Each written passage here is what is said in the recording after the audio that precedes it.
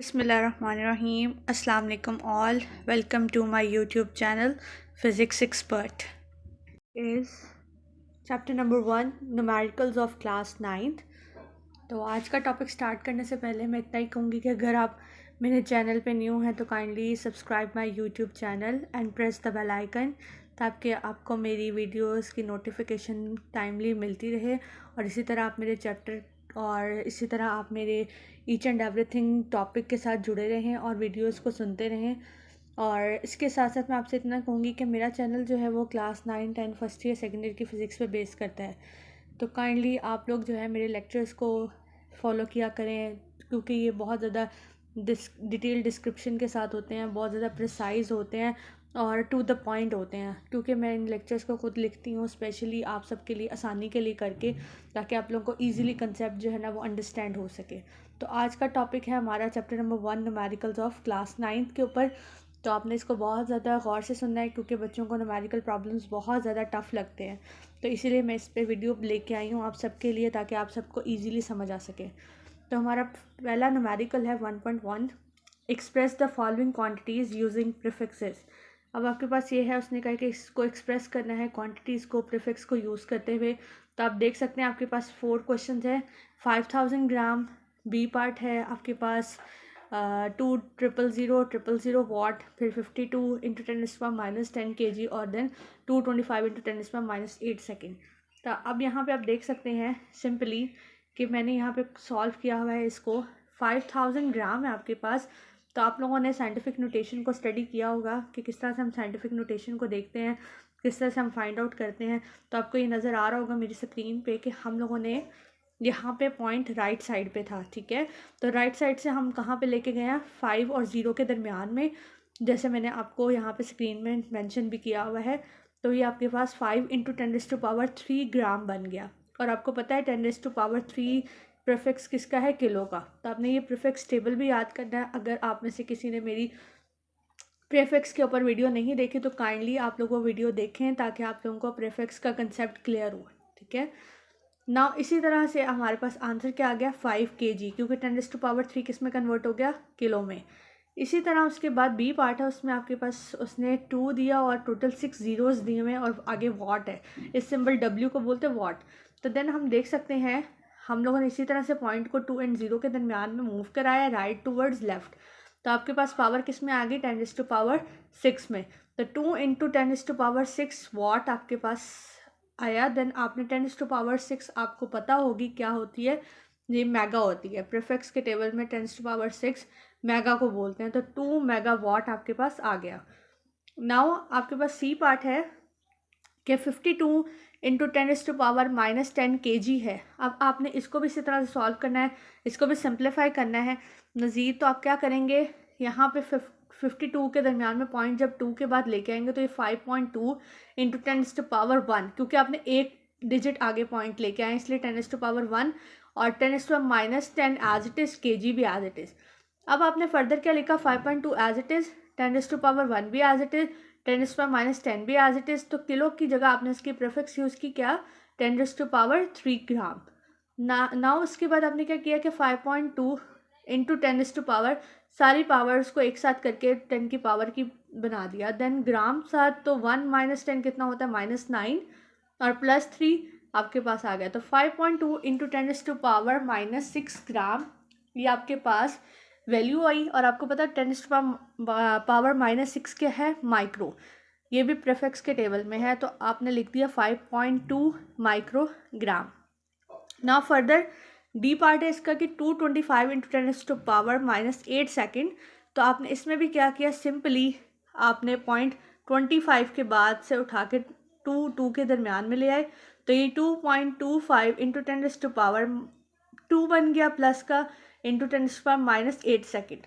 अब आप लोगों ने इसी तरह से 2 एंड -8 को एक ही पावर 10 में लिख दिया तो वो -6 आया। तो 2.25 इंटू 10⁻6 सेकेंड आ गया।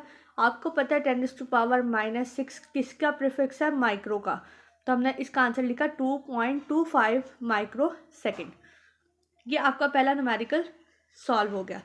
ना आपके पास सेकेंड न्यूमेरिकल है कि how do the prefix micro, nano and pico relate to each other. अब आपने सिंपली बताना है कि माइक्रो, नैनो एंड पीको की जो प्रीफिक्स है वो एक दूसरे से किस तरह से रिलेट करती है। तो आप उसमें देख सकते हैं कि आप सबसे पहले रिलेशन निकाल लें माइक्रो एंड नैनो का।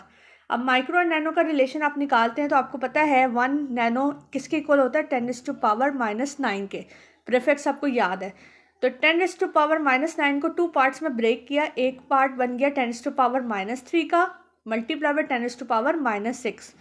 तो अगर आप देखें तो 10⁻³ एज इट इज़ आ गया और 10⁻⁻⁶ किसकी प्रीफिक्स है, माइक्रो की। तो आप लोगों को मैं अभी भी यही कहूँगी कि आप लोगों ने इस सब चीज़ों के लिए प्रीफिक्स टेबल को अच्छी तरह याद करना है। और अगर आप लोगों को वीडियो चाहिए इस पर स्पेशली तो मेरे चैनल पे और इसका वीडियो लेक्चर मौजूद है, तो काइंडली आपने वो ज़रूर देखें ताकि आपको आइडिया हो सके कि प्रीफिक्स हम किस तरह से फाइंड आउट कर सकते हैं, तभी आपसे न्यूमेरिकल सॉल्व होंगे। तो आपके पास 1 नैनो किसके इक्वल आया, 10⁻³ माइक्रो के। अब यहाँ पे रिलेशन अगर आप देखें तो वो माइक्रो और पीको के दरमियान आप अगर निकालें तो 1 पीको किसके इक्वल होता है, 10⁻⁻12 के। इसी तरह आप 10⁻⁻12 को भी ब्रेक करें तो 10⁻⁻6 इंटू 10⁻⁻6 के इक्वल आता है।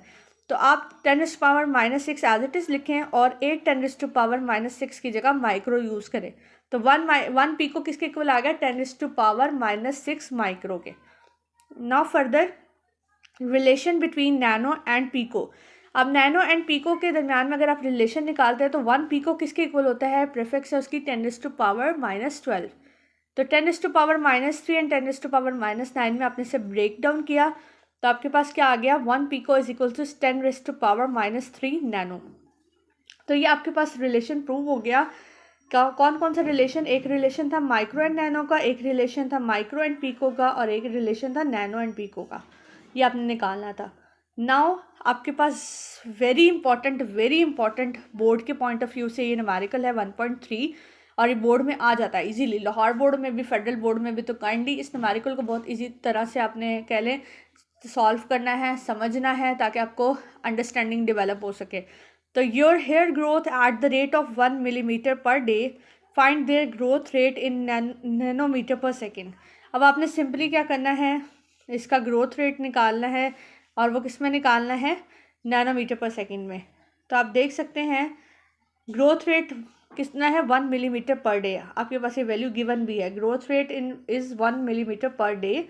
तो देन आप देख सकते हैं कि 1 मिलीमीटर डिवाइडेड बाय 1 डे, तो आपके पास क्या हो जाएगा, 1 इंटू 10⁻³ डिवाइडेड बाय, आपको पता है 1 डे के अंदर कितना होता है, 24 आवर्स 60 मिनट्स एंड 60 सेकेंड्स। तो आप इन सबको मल्टीप्लाई करेंगे तो क्या आ जाएगा, 86,400। तो आपने एज इट इज़ लिखा 1 इंटू 10⁻³ डिवाइडेड बाई 8.64। यहाँ पे आपने इसको साइंटिफिक नोटेशन में कन्वर्ट कर लिया, 10⁻⁻4 सॉरी +4 यहाँ आना है। Now 1/8.64 into 10⁻³ multiply by 10⁻⁻4। तो आप देख सकते हैं -4 एंड -3 क्या हो जाएगा, 10⁻⁻7। तो 11.57 इंटू 10⁻² मल्टीप्लाई बाई 10⁻⁻7। तो आपने सिंपली जो 0.1157 था ना, इसको किस में कन्वर्ट कर दिया, 10⁻² में। पॉइंट आपने 0.1 के दरमियान से उठा के 11 के दरमियान में लिया, 11.57 बना दिया उसे। तो आप सिंपली देख सकते हैं -7 और -2 किसके इक्वल होते हैं, -9 के, क्योंकि आंसर आपको किस में चाहिए, नैनोमीटर पर सेकंड में। तो हमने 10⁻⁻9 बना लिया और देन आपको पता है 10⁻⁻9 की प्रीफिक्स नैनो होती है। तो हमारे पास आंसर क्या आ गया, 11.57 नैनोमीटर पर सेकेंड। ये बहुत इंपॉर्टेंट न्यूमेरिकल है।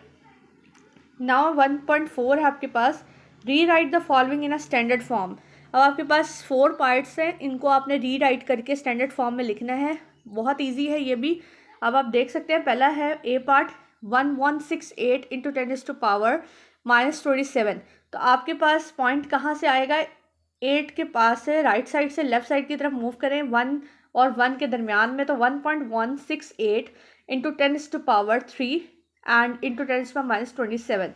तो -27 में से जब 3 आप निकाल देंगे तो -24 आपके पास आ जाएगा।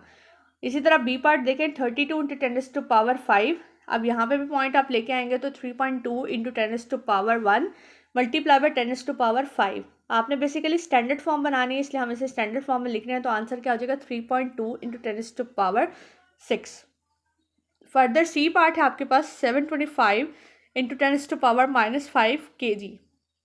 अब यहाँ पे आपने फिर दोबारा पॉइंट लेके आए तो 7.25 इंटू 10⁻2, क्योंकि आपने 2 डिजिट आगे पॉइंट किया है तो इसलिए 10⁻2 आ गया, इंटू 10⁻⁻5 एंड इंटू 10⁻3। अब 10⁻3 कहाँ से आया है, क्योंकि यहाँ पे किलोग्राम था तो किलो का प्रीफिक्स यूज़ किया गया 10⁻3, ग्राम एज इट इज़। तो 7.25 इंटू 10⁻2 - 5 + 3 ग्राम। तो 7.25 इंटू 10⁻³ + 3 आपने इसको किया तो ग्राम में आया। तो यहाँ पे आप देख सकते हैं -3 + 3 से कैंसिल होकर 0 बन गया। तो 10⁻0 किसके इक्वल होता है, वो 1 के इक्वल होता है। आप कैलकुलेटर भी यूज़ करके देख सकते हैं। तो 7.25 इंटू 1 तो आपके पास वैल्यू क्या आ गई 7.25 ग्राम। अब डी पार्ट है आपके पास इसका कि 0.02 इंटू 10⁻⁻8। तो आप सिंपली क्या करेंगे, 0.0 से पॉइंट उठा के 2 के बाद ले आएंगे तो ये हो जाएगा 2.0 इंटू 10⁻⁻2, क्योंकि आपने 2 डिजिट आगे लेके आए हैं। तो ये आपके पास इंटू 10⁻⁸। देन आपने इसको सॉल्व किया तो -8 और -2 किसके इक्वल हो गया, -10 के। तो आपके पास आंसर बना 2 इंटू 10⁻⁻10। ना आपके पास न्यूमेरिकल नंबर है 1.5। तो right the following quantities in standard form. अब आपने इसको भी स्टैंडर्ड फॉर्म में लिखना है, वेरी इजी। तो आप देख सकते हैं कि 6400 किलोमीटर को किस तरह से लिखेंगे, पॉइंट को आप फिर दोबारा 64 के दरमियान में लेके जाएंगे। तो आपने कितने डिजिट आगे किया, 3 डिजिट। यहाँ मैंने आपको अंडरलाइन भी करके दिखाया हुआ है। तो 6.4 इंटू 10⁻³ किलोमीटर। इसी तरह बी पार्ट देखें, 380,000 किलोमीटर है तो 3.85 इंटू 10⁻5, क्योंकि 5 डिजिट पॉइंट हम आगे लेके गए हैं। और सी पार्ट में हम 8 डिजिट आगे लेके गए हैं तो 3 इंटू 10⁸8 मीटर पर सेकेंड हो गया। और सेकेंड इन अ डे का मतलब है कि 1 day which is equals to 24 hours. तो 24 × 60 × 60, तो आप सेकेंड में इसको कन्वर्ट करते हैं तो वो 8,6400 सेकेंड आता है। और अगर आपने उसको स्टैंडर्ड फॉर्म करना है तो 8.64 इंटू 10⁻4 सेकेंड है, ठीक है। तो ये आपके पास स्टैंडर्ड फॉर्म्स बन गई। अब 1.6 न्यूमेरिकल है आपके पास कि on closing the jaws of vernier calliper, 0 of the vernier scale is on the right to its main scale, such the fourth division of the vernier scale coincides with one of the main scale division, points at 0 error and 0 correction। अब आपने simply यहाँ पे जो है ना वो vernier caliper अगर आपने देखा हो तो सिंपली आपको मेरी स्क्रीन पे भी नज़र आ रहा होगा कि वर्नियर कैलिपर क्या है, आपको पता है। सिंपली आप इसको प्रैक्टिकल में यूज़ करते हैं किसी भी चीज़ का डायमीटर या लेंथ निकालने के लिए, ठीक है। तो अब उसने यही कहा है कि आपने सिंपली 4 डिवीजन जो है उसकी जो वर्नियर स्केल की वो किससे मैच हो रही है, उसके मेन स्केल से। तो देन आपने उसका 0 एरर और 0 करेक्शन निकालना है। तो हम देख लेते हैं हमें गिवन क्या क्या है। नंबर ऑफ डिवीजन गिवन है वर्नियर स्केल की 4, और लीस्ट काउंट आपको पता है वर्नियर कैलिपर का कितना होता है 0.01 सेंटीमीटर। तो 0 एरर कैसे निकालेंगे, सिंपली नंबर ऑफ डिवीजन को किससे मल्टीप्लाई कर देंगे, लीस्ट काउंट के साथ। तो 4 × 0.01 which is equals to 0.04 centimeter. So as 0 error of the vernier scale is at right side of the 0 of the main scale, so 0 error is positive। अब यहाँ पे रीज़न भी हमने देनी है कि आपके पास जो 0 एरर है वर्नियर स्केल का वो राइट साइड पे है, तो इसीलिए 0 error of the main scale. तो हम क्या देखेंगे कि 0 एरर क्या है, पॉजिटिव है। तो 0 करेक्शन क्या होगी, -0.04 सेंटीमीटर। हमने करेक्शन इसको किया है, ठीक है। नाउ 1.7 न्यूमेरिकल है, a screw gauge has 50 divisions on its circular scale.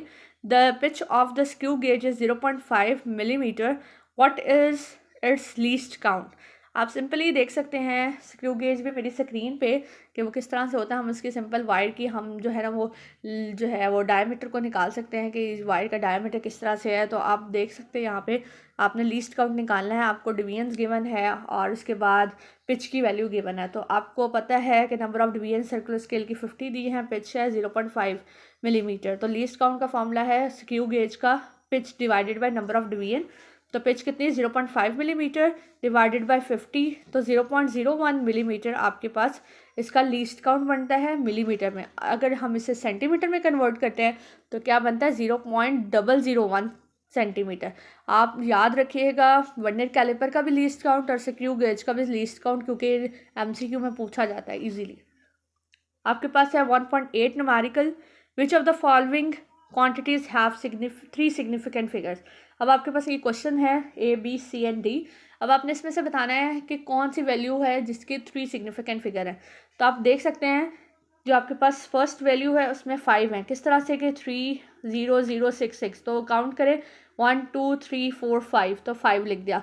इसी तरह 0.00309 में कितने हैं 3 क्यों है बिकॉज ऑफ दिस कि अगर तो ज़ीरो आपके पास राइट साइड पे आते हैं तो हम उसे काउंट करते, बट अगर ज़ीरो आपके पास लेफ्ट साइड पे आते हैं तो उसकी कोई वैल्यू नहीं होती, वो कोई मैटर नहीं करता, इसलिए इसके 3 सिग्निफिकेंट फिगर। इसका मतलब बी पार्ट ठीक है।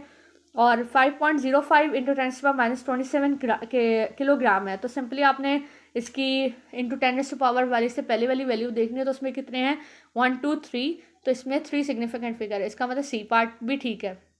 डी पार्ट देखें 301.0 सेकेंड, तो अब आप देख सकते हैं इसमें कितनी है 4 वाला तो हमने कंसीडर नहीं करना बिकॉज ऑफ दिस क्वेश्चन में उसने हमें कहा है कि आपने बताना है कि किस क्वांटिटी जो है वो उसकी 3 सिग्निफिकेंट फिगर्स हैं। तो इसका मतलब हमें पता चला बी एंड सी की क्या है 3 सिग्निफिकेंट फिगर्स हैं, ये करेक्ट है। आगे है आपके पास 1.9 numerical, what are the significant figures in the following measurements. अब आपने सिंपली इसमें से बताना है कि इनमें कौन कौन से सिग्निफिकेंट फिगर्स हैं इन सबकी।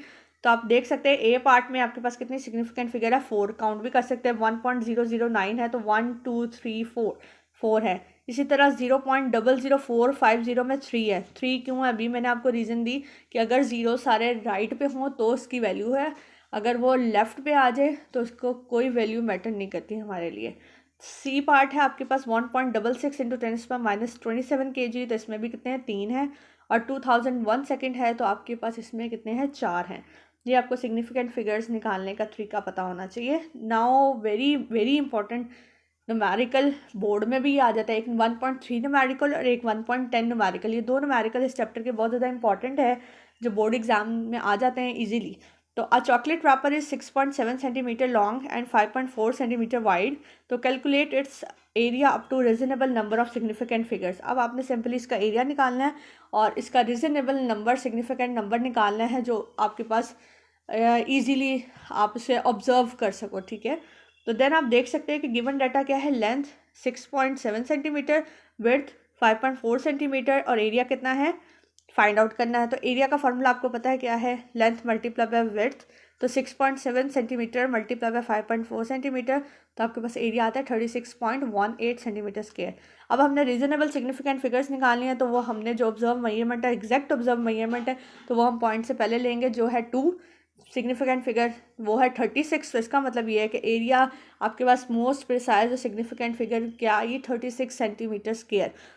तो ये आप लोगों के न्यूमेरिकल्स थे, टोटल 10 न्यूमेरिकल्स चैप्टर नंबर 1 के फिजिकल क्वांटिटीज़ एंड मेजरमेंट्स के। उम्मीद करती हूँ कि आप लोगों को मेरे जो न्यूमेरिकल्स हैं, इसका जो टॉपिक है न्यूमेरिकल टॉपिक पूरा कंप्लीट समझ आया होगा और आप लोगों ने इसको इसी तरह एज इट इज़ सॉल्व करना है और मुझे ज़रूर कमेंट में फ़ीडबैक देना कि आप लोगों को कैसा लगा, आप लोगों को कितनी समझ आई। तो kindly please please please subscribe my YouTube channel and press the bell icon ताकि आपको मेरी आने वाली हर वीडियो की नोटिफिकेशन टाइमली मिलती रहे। मैं आप सब के लिए एग्ज़ाम से पहले, ख़ासतौर पे 9th और 10th के बोर्ड एग्ज़ाम से पहले वीडियोस अपलोड कर रही हूँ 9th और 10th की, कि आप लोगों को ईज़िली तैयारी करने में आसानी हो सके, आप इजीली सारा काम कर सकें। क्योंकि जो 9th-10th के स्टूडेंट्स होते हैं ना, वो थोड़ा सा कह लें कि अभी स्टार्टअप होता है उनका साइंस सब्जेक्ट को लेके, तो उनको ज़रा हम बूस्टअप करना है ताकि वो आगे मेहनत कर सकें। उम्मीद करती हूँ कि आप लोग इसी तरह मेरी वीडियोस को देखते रहेंगे, लाइक करेंगे, कमेंट करेंगे एंड शेयर करेंगे। ये सब आपका साथ है, आपका सपोर्ट है कि मैं 300+ सब्सक्राइबर्स हो गई हुई हूँ, क्रॉस कर गई हूँ 300+। तो इसी तरह आप मुझे देखते रहें और मेरे चैनल को सब्सक्राइब करते रहें। Thank you so much. अल्लाह हाफ़िज़।